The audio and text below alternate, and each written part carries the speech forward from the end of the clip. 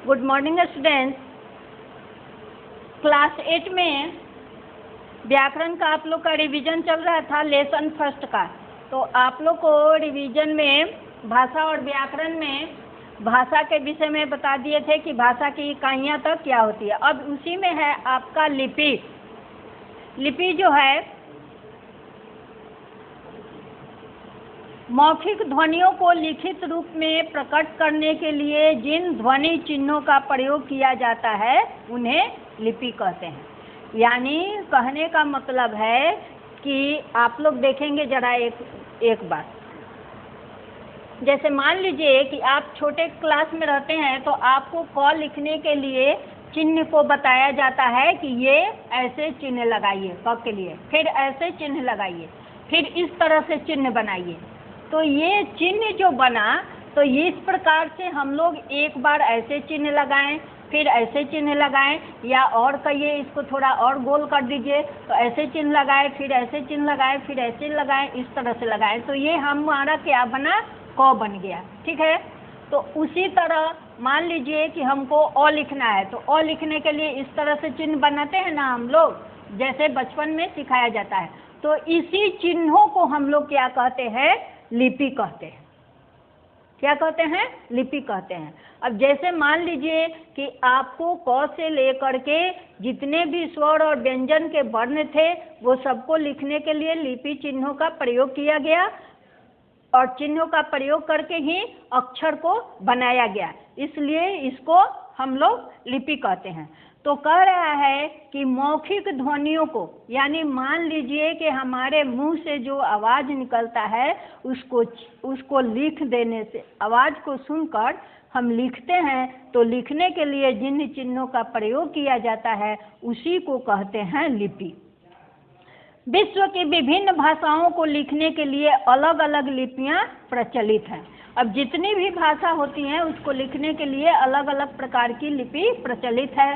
हिंदी और संस्कृत भाषा जिस लिपि में लिखी जाती है उसे हम देवनागरी लिपि से जानते हैं, और देवनागरी लिपि का विकास जो होता है वह ब्राह्मणी लिपि से होता है। अंग्रेजी भाषा की लिपि रोमन है। यूरोप की अधिकांश भाषाएं जो हैं थोड़े बहुत परिवर्तन के साथ इसी लिपि का प्रयोग करती हैं। तो अरबी तथा उर्दू फारसी की लिपि फारसी हुई, यह दाईं से बाईं ओर लिखी जाती है। पंजाबी, गुजराती, बंगला आदि भाषाओं की लिपियों का विकास भी ब्राह्मणी लिपि से ही हुआ है। पंजाबी की लिपि गुरुमुखी के नाम से जानी जाती है। देवनागरी लिपि का प्रयोग मराठी और नेपाली भाषाओं में भी किया जाता है। अब इसके बाद है बोली। लिपि के बाद आपका आता है बोली। तो बोली, भाषा के क्षेत्रीय रूप को बोली कहा जाता है।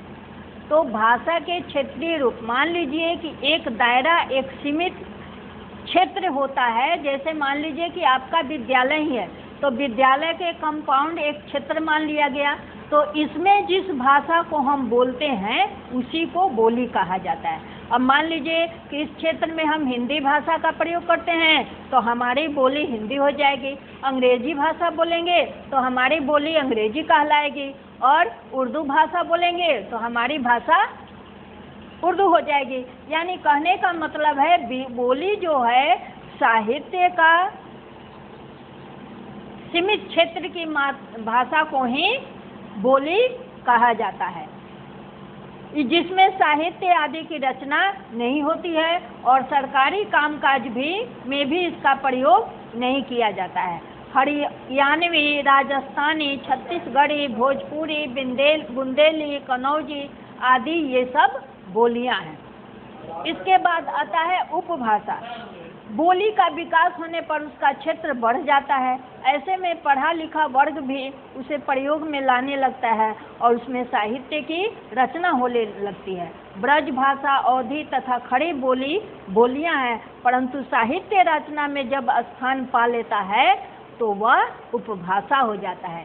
यानी कहने का मतलब कि जिस शब्द का प्रयोग जो होता है वह साहित्य के रचना के अनुसार होने लगता है तो वह क्या कहलाने लगता है, उपभाषा कहलाने लगता है। इसके बाद आता है व्याकरण। व्याकरण है कि किसी भी भाषा की नियमावली को ही उसका व्याकरण कहते हैं। यानी व्याकरण जो है हमें नियम बताता है कि नियम से हमें पढ़ना है, नियम से हमें लिखना है। इसी चीज को व्याकरण जो है बताता है, इसलिए इसको नियमावली कहते हैं। हर भाषा की अपनी अलग अलग व्यवस्था होती है। भाषा को व्यवस्था प्रदान करने के लिए कुछ नियमों की स्थापना की जाती है। हर भाषा में ध्वनि, शब्द और वाक्यों की रचना से संबंधित नियम भी अलग अलग होते हैं। व्याकरण जो है इन नियमों का संकलन तथा विश्लेषण कर भाषा को एक सुनिश्चित व्यवस्था प्रस्तुत करता है। यानी व्याकरण नियमों का संकलन करके, विश्लेषण करके एक सुनिश्चित व्यवस्था बताता है कि हमें इस तरह से वर्क करना चाहिए। व्याकरण का सही ज्ञान प्राप्त करके ही हम भाषा को शुद्ध रूप से बोल सकते हैं, समझ सकते हैं, पढ़ सकते हैं और लिख सकते हैं।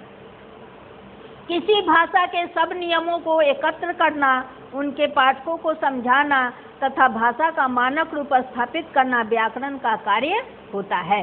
अब इस प्रकार जो है व्याकरण के भाग हो जाते हैं। तो वर्णों, अब व्याकरण इसी प्रकार जैसे हम लोग नीचे से पढ़ते आ रहे हैं, उसी प्रकार वर्णों से शब्द तथा शब्दों से वाक्य बनते हैं। व्याकरण में वर्ण, शब्द, पद तथा वाक्य की प्रकृति, रचना तथा प्रयोग विधि का ज्ञान कराया जाता है। इस आधार पर व्याकरण को 4 भेदों में विभाजित किया गया।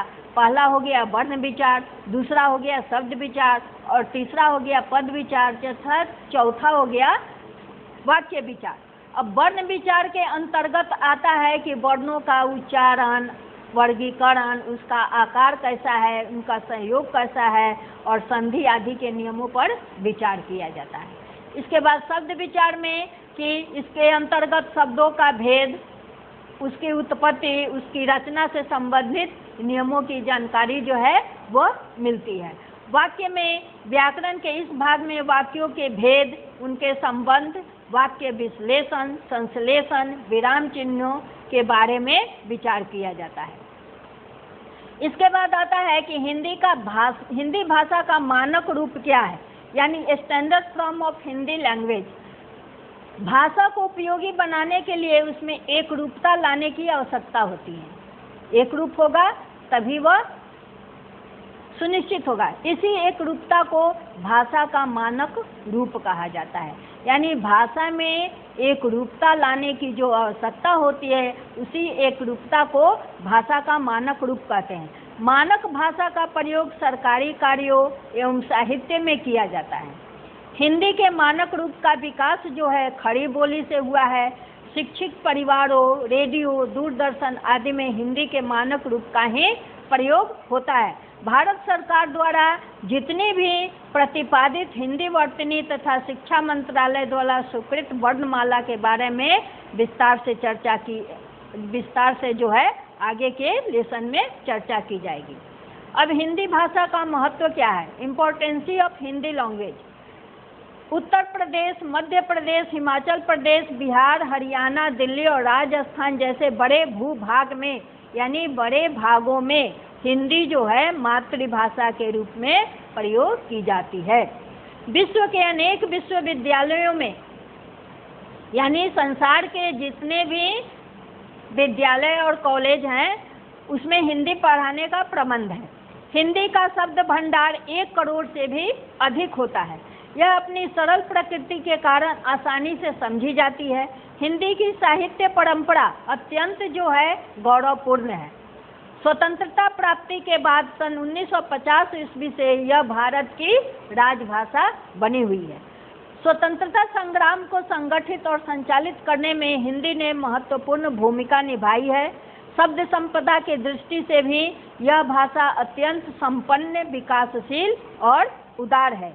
हिंदी के शब्द भंडार में अंग्रेजी, अरबी, फारसी, तुर्की, पुर्तगाली, फ्रांसीसी आदि भाषाओं के अनेक शब्द भरे पड़े हैं। तो इस प्रकार आप लोग का जो है भाषा और व्याकरण का रिवीजन हो चुका।